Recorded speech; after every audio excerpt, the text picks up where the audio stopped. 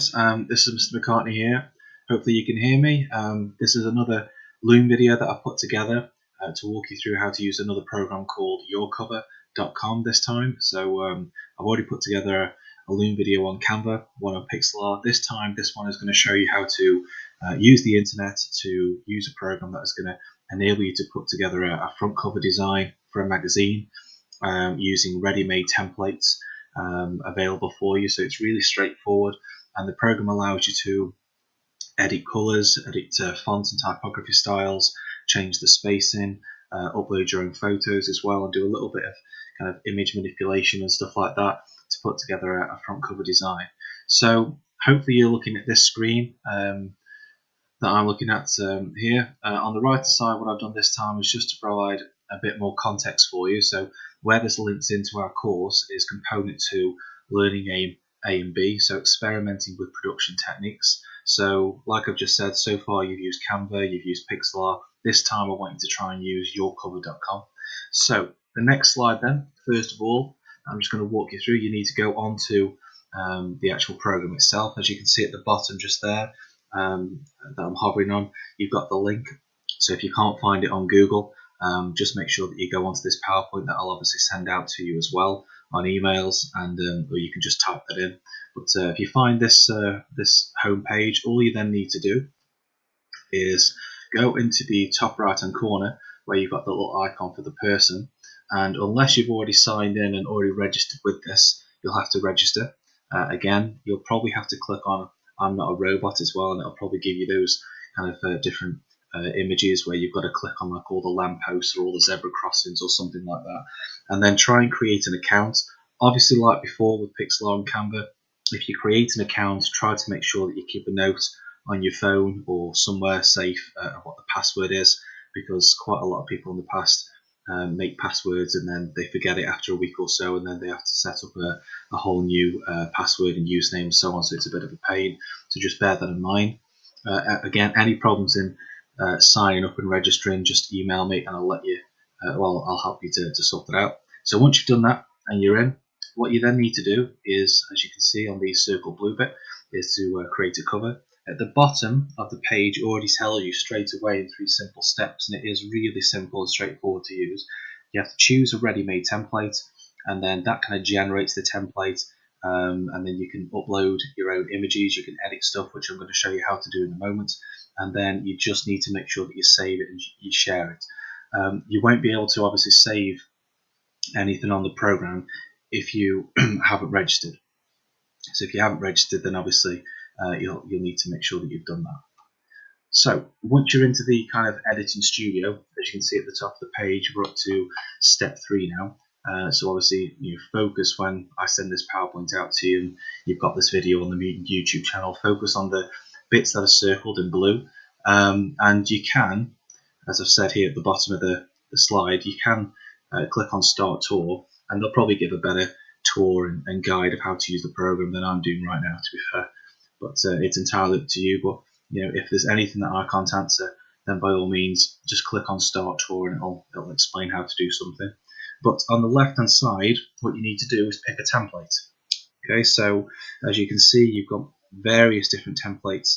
Anniversary, like special occasions down here. Some are a little bit strange, but you've got sports, you've got different interests as well. So you know, take your pick. It doesn't really matter which one you decide to do. And once you've done that, I think the one that I picked was, I think it was travel. And so it generates just a couple of different styles. I clicked on world travel. As you can see, I've circled it in blue. Once you've done that, it creates it for you.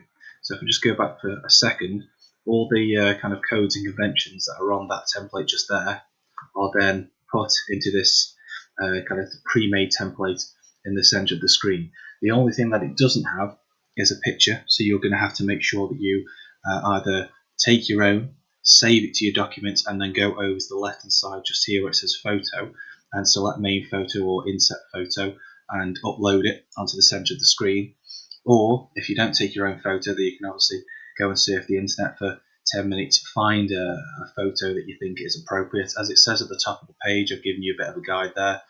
You'll need to upload a photo. To do this, you need to go online, make sure that you've then downloaded that photo, saved it as a suitable image, and also, quite important, you need to remember to find an image that matches the genre of your front cover. So in this case, because I've chosen a template called World Travel, I've then gone online and found one of these pictures just down here.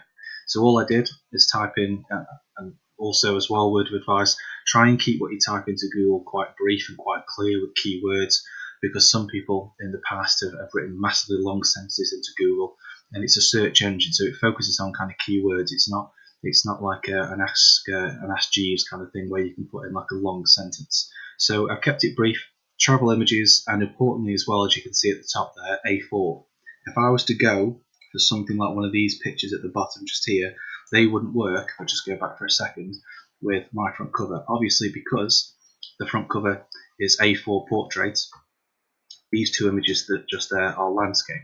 So that's why I've circled just there at the bottom of the slide two appropriate images that I'm straight away looking at as being possible, are possibly a good fit.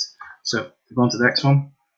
What you then need to do, and many of you will be able to do this quite easily, and it'll be quite straightforward, and you won't need my help with much of it at all. That image is a good one. That image just there is a good one as well. Obviously, you need to be thinking and bearing in mind when you look at an image that you don't want it to be too kind of full of things, because obviously when you upload that image to yourcover.com, you're then going to need space for things like your masthead, things like your Anchorage text, all the other kind of buzzwords, so all the text, everything that is already on there, on the front cover within the editing studio, that's also going to be on top of that picture just there, okay, around this kind of the wing of this plane.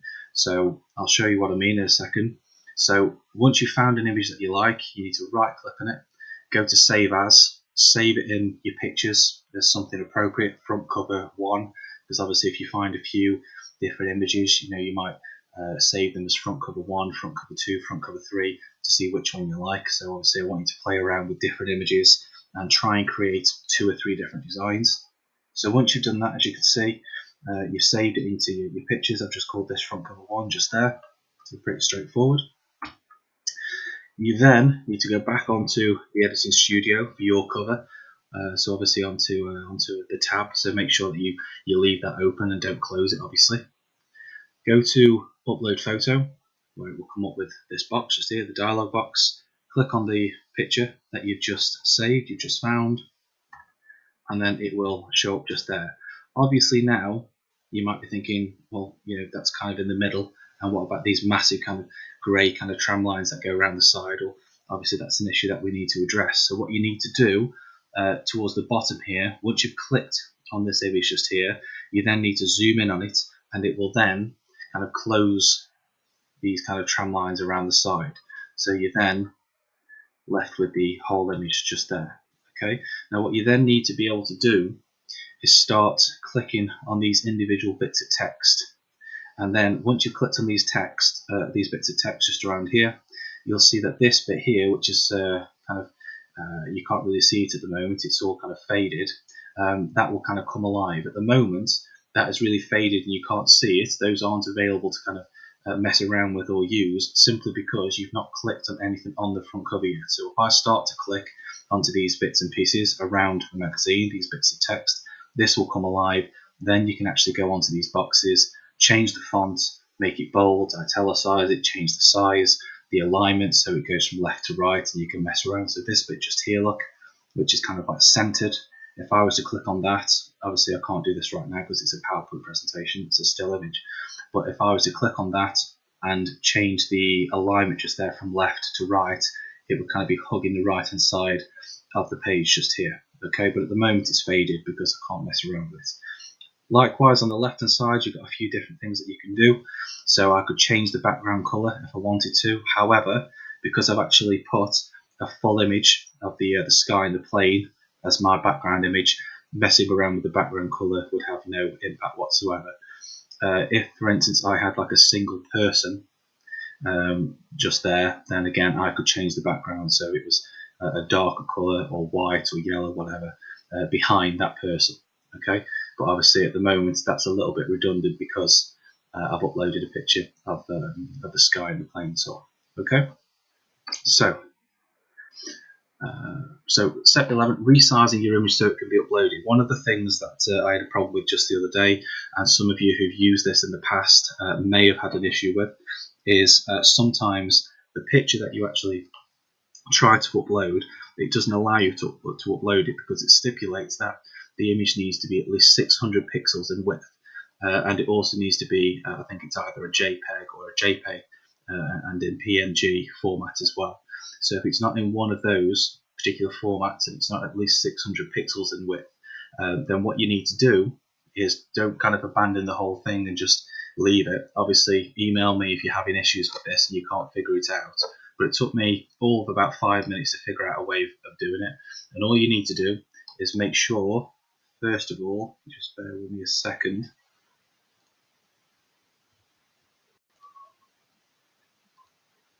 So all you need to do is, first of all, save your image. Okay, go back to the actual image and open it up. Okay, so go and open it up into your photos. And then what you've got to do is right click on it. I'm just going to make this bigger again, just needed to check something. You need to go to resize, so you'll find this image again in just your photos kind of album. Right click on it, go to resize, and then it will come up with this box just here. Go down to the bottom where it says define custom dimensions. If you click on that, it will then give you this option just here. So I'll show you again how I did that. So go find your image that you've saved onto just your normal photos on your computer. Right click on it and go to resize. It will come up with this box just here. Go to define custom dimensions. It should come up with the resize image. And then what you should be able to do is change the width to 600. Save resize copy at the bottom. And then save it again as a separate image. So front cover 2 now. Okay, save. And then you should be able to upload that image. This one just here is just an example of another photo that I uploaded as well. Just a word of advice, if you're still having issues with uploading a particular photo, try to go on to select inset photo instead of select main photo, because sometimes it isn't happy with the photo that you try and upload. When you go to select main photo, it throws a bit of a wobbly. I don't know why. So if you go on to select inset photo, sometimes that works better. But yeah, if you need to try and resize the aspect ratio and the pixels of the photo, have a little go yourself using the steps I've just shown you. If it's still not working, then just give me a shout online and I'll get back to you and see what I can do with the image. If you send me the image, maybe I could try and resize it for you and then send it back to you.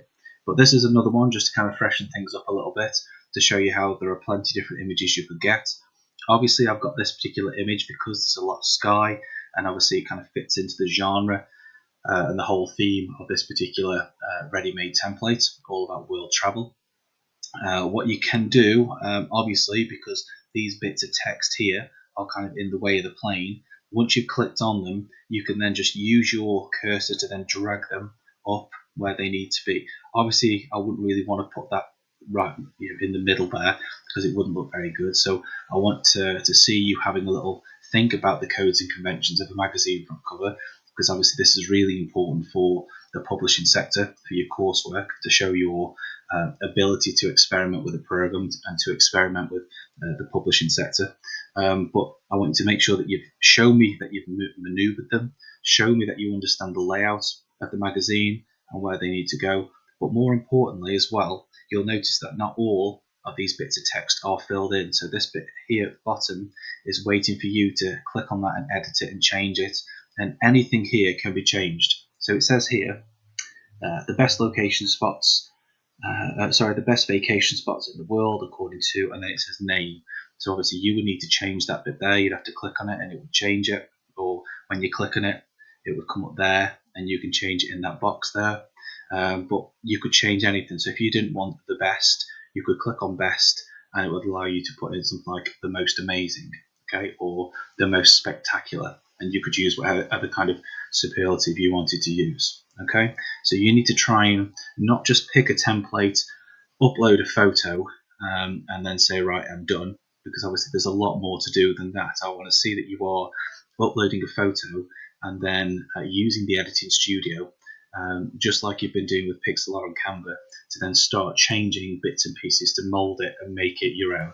Okay, so as it said at the top there, once your image has successfully been uploaded, you can use the toolbar, which is circled as you can see in blue, to edit your front cover. So text, colours, spacing, size, said colours there, so I'm repeating myself, can all be edited. Okay, so one other little thing as well that I came across just the other day was if you click on headline ideas, it then comes up with all these different kind of options. So if you clicked on any one of those and just clicked OK, it would straight away ping up on the front cover itself. And then you could then edit it, change it, maneuver it, and put it wherever you wanted. Okay. For the eagle-eyed of you as well, where is it? You'll notice that you've got the ability to create the back cover of this magazine. So again, that is an option that you can do. So once you've had a go at creating 2 or 3 different covers for different genres for a front cover, then by all means have a little go at a back cover as well, and test yourself once you get to grips with it. But I'm sure that hopefully I've tried to explain clearly enough, but hopefully you've seen that it's very simple and straightforward to use. It is not the most complicated programs that we're ever going to use. Okay, so hopefully if there's no issues, I'm just going to go on to this, the last few slides. There aren't that many more. This is just a slide that I put together with a few examples of a student's work, and a student who gave me permission just the other day to use her work. So I'm just going to show you what she did. So again, some really good kind of examples here. This is part of her work where she actually analysed it as well. So this is all about Serena Williams. So this is a sports kind of example. This one is a gaming example as well. This one is more of a fashion example. So as you can see, if we just cycle through those, every image that has been used, this one is Serena Williams, that was taken from the internet. This one, obviously, a gaming one, is taken from the internet as well. And this one, again, is taken from the internet, so fits in with that idea of fashion. Okay, so it's as simple as that. It's it doesn't need to be more complicated. And so it's now over to you. What I'd like you to have a go at doing for me is using that particular program.